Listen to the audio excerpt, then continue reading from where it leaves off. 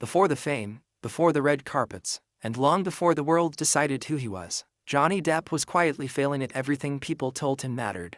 No formal acting training. No classic leading man look. No plan to become a celebrity. In fact, most signs pointed to a short, forgettable career. So how did someone who was never built for the spotlight end up reshaping Hollywood itself? The answer isn't luck, and it isn't talent alone. It's a series of uncomfortable choices, documented struggles, and moments even Johnny Depp admitted in interviews later nearly broke him. This isn't a success fantasy. It's the real reason stardom was never the goal, and why it almost never happened. Johnny Depp never chased fame the way the industry expects.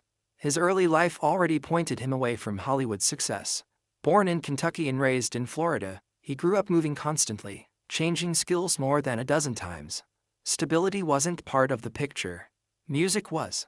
Depp wanted to be a rock musician, not an actor, and he has said this himself in multiple long-form interviews, including a widely cited Rolling Stone conversation where he admitted acting was never the dream, only a way to pay rent. When he dropped out of high school at 16, it wasn't rebellion for attention. It was confusion mixed with obsession. He joined garage bands, played small gigs, and believed music would save him. It didn't. The bills kept coming, the bands kept breaking up, and reality slowly closed in. When Depp moved to Los Angeles, it wasn't with ambition. It was desperation. He has openly talked about this period in interviews with Vanity Fair, explaining how he felt out of place, underqualified, and deeply uncomfortable with the performative culture of Hollywood. He didn't study acting. He didn't network aggressively. In fact, he actively avoided the spotlight. His entry into film happened almost by accident after meeting Nicolas Cage, who suggested he audition for a role. That role became a nightmare on Elm Street. Depp later said in interviews that he barely understood what acting required and assumed the role would be a one-time thing. No long-term vision. No strategy. Just survival. Even after landing early roles, the industry didn't know what to do with him. He didn't fit the standard hero mold. He looked different. He sounded different. He behaved differently. Casting directors saw him as awkward, unpredictable, and risky. When he was cast in that series 21 Jump Street, it brought him fame fast, but it was the wrong kind. Depp has repeatedly stated in interviews, including one with the Los Angeles Times, that he felt trapped by the teen idol image. He hated being marketed as a poster boy. He felt misrepresented. The fame came, but it didn't align with who he was. Instead of enjoying the attention, he tried to escape it. This is where the idea that Johnny Depp was never meant to be a star becomes clear. Most actors fight to stay visible. Depp did the opposite. At the height of his popularity, he deliberately sabotaged his mainstream appeal by choosing strange, risky film roles. He has openly explained this choice in interviews with directors like Tim Burton present, confirming that Depp was actively avoiding safe career moves. He didn't want fame. He wanted expression. That decision alone nearly ended his career before it truly began. When he accepted the role of Edward Scissorhands, the industry assumed it would fail. A silent, fragile character with blades for hands didn't scream box office success. Yet Depp took the role because it scared him. He later told interviewers that the discomfort was the point.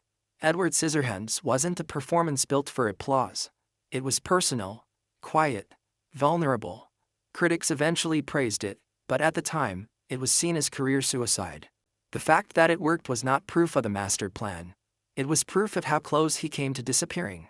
What followed wasn't smooth success. It was inconsistency. Films that bombed. Roles that confused audiences. Projects that studios didn't know how to market. Depp himself has acknowledged this in multiple retrospectives, including a long-form interview where he admitted there were years when he thought his career was over. He wasn't dependable in the traditional sense. He didn't chase awards. He didn't maintain a clean image. He didn't sell relatability. He leaned into discomfort.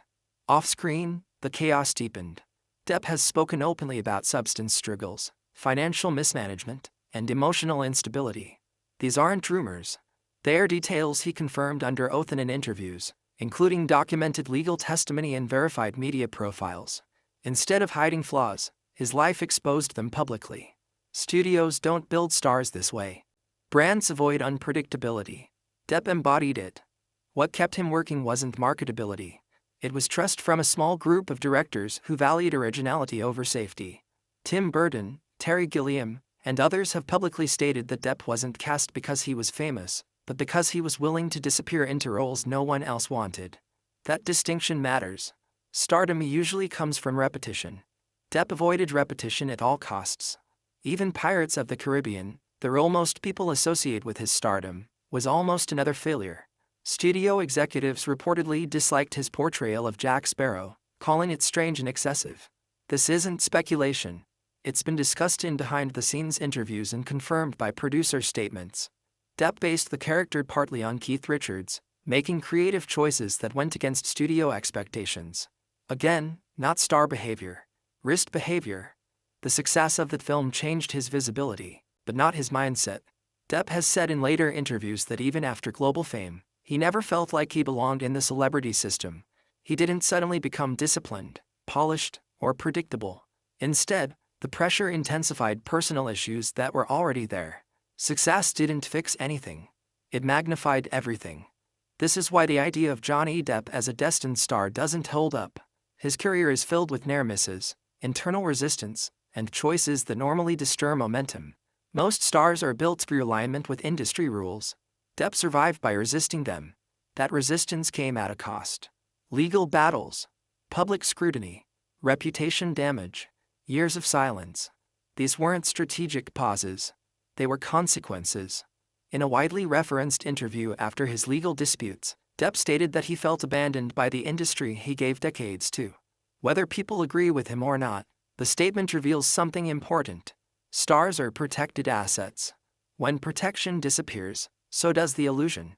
Depp was never insulated like traditional stars because he never functioned like one. His story isn't inspirational in the typical sense. There's no clean rise, no motivational blueprint. It's messy, documented, and often uncomfortable. And that's exactly why it feels real. He wasn't meant to be a star because stars are manufactured for consistency. Johnny Depp was inconsistent by nature, by choice, and by consequence. And the tension between visibility and resistance is where this story truly continues. That tension didn't fade with time. It grew heavier. After years of being labeled difficult, unreliable, or simply strange, Johnny Depp found himself in a position most people never see from the outside. Fame without security. Recognition without protection. In later interviews, including statements made during court proceedings and long-form media conversations, Johnny Depp explained that he never built his life around longevity in Hollywood. He lived as if the work could vanish at any moment, because deep down he expected it to. That mindset shaped every decision he made, often unconsciously pushing him further from the image of a stable star. The industry runs on predictability. Studios invest millions to reduce risk, not amplify it. Depp never adjusted himself to fit that system. Even after global success, he continued choosing roles that confused audiences and executives alike. Smaller films, darker characters, stories with no guaranteed return. This pattern wasn't accidental. In interviews with European publications, Depp described his fear of becoming trapped again, like he was during his television years. Success, for him, was another form of confinement. As the years went on, the gap between public perception and private reality widened. On screen, he was everywhere. Off screen, his life was unraveling. Financial records later revealed massive spending habits, acknowledged by Depp himself in legal testimony. Substance use, which he has openly discussed, wasn't hidden behind vague statements. He admitted dependency issues, emotional instability, and destructive coping mechanisms. These admissions weren't part of a redemption arc. They were factual, uncomfortable, and documented. Normally, Hollywood works hard to separate the product from the person. In Depp's case, that separation collapsed. Media narratives became aggressive. Roles slowed. Contracts disappeared. This wasn't a sudden fall. It was a gradual erosion. Producers grew hesitant. Insurance companies labeled him high risk. These are not opinions. They are industry standard practices confirmed by insiders during legal disclosures and trade reporting. What makes this period important is not who was right or wrong, but what it reveals about stardom. Stars are valuable because they are controllable. When control fades, so does support. Depp's refusal or inability to conform made him expendable in a system that rewards compliance. He wasn't removed because he lacked talent. He was removed because he no longer fit the structure. During the years when his career stalled, Depp retreated from Hollywood. He lived overseas, focused on music, art, and privacy. He has said in interviews that this distance gave him clarity. Not peace, but clarity. He stopped expecting fairness from an industry built on image. Instead, he accepted that his value was conditional, temporary, and transactional. That realization marked a turning point in how he spoke publicly.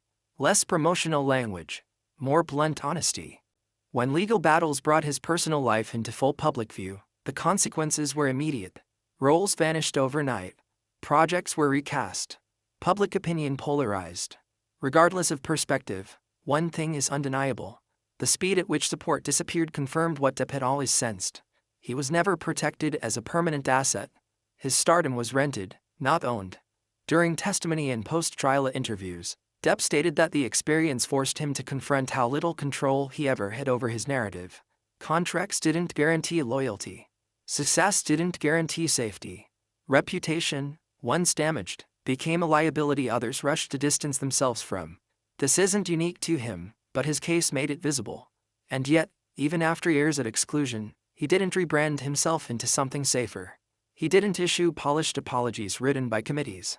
He didn't pivot into inspirational messaging. Instead, he returned quietly to work, choosing international projects and creative roles that existed outside the Hollywood machine. Directors who worked with him during this period publicly stated that he arrived prepared, focused, and committed. These statements weren't marketing slogans. They were professional assessments. This phase of his career matters because it reinforces the original truth. Johnny Depp was never meant to be a star in the traditional sense. Stars depend on approval. Depp functioned without it. Sometimes by choice, sometimes by force, but always by reality. His survival came not from reinvention, but from persistence. There's a misconception that resilience looks heroic. In reality, it often looks quiet and uncelebrated. Depp didn't return with a triumphant comeback film designed to silence critics. He returned gradually, unevenly, and without spectacle. That approach confused audiences expecting a dramatic narrative, but it aligned with who he always was. Someone uncomfortable with the spotlight, even while standing in it. His story challenges the fantasy of destiny. Talent alone doesn't create stars. Alignment does. Timing does. Obedience does. Depp lacked the temperament for that formula. Instead, he built a career defined by friction. Friction with studios. Friction with fame. Friction with himself. That friction created art people remember, but it also created damage people judge. When people say Johnny Depp was born to be a star, they're usually reacting to his visibility, not his reality. The truth, supported by decades of interviews, legal records, and industry behavior, points in the opposite direction. He survived stardom despite never wanting it, never trusting it, and never fully belonging to it. And that's the real reason his career feels different. Not cleaner, not easier, just real. If this story challenged the version of success you were sold, stay with it. Stories like this don't exist to glorify fame, they exist to expose its past. If you value honest narratives, documented realities, and storytelling that doesn't protect illusions, then you already know what to do. Engage with the content so it reaches people who need truth more than fantasy. Leave your perspective in the comments, because conversation matters more than applause. And if you want more real, legally grounded stories told without hype or manipulation, make sure you subscribe and turn notifications on. The next story goes even deeper.